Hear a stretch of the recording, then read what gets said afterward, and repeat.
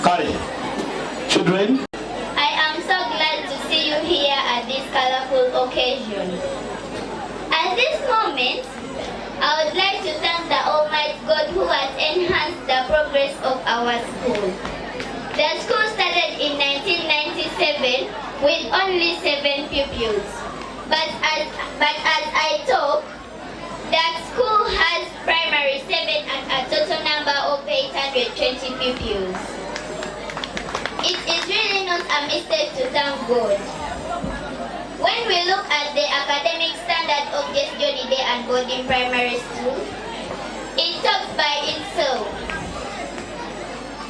As I come to my conclusion, Just Johnny is the school where a parent takes his or her child and nevertheless can he or she get any regret. I request all the parents who have been listening to me to bring your children to Just Johnny Day and Boarding Primary School to invest the bright future for your children.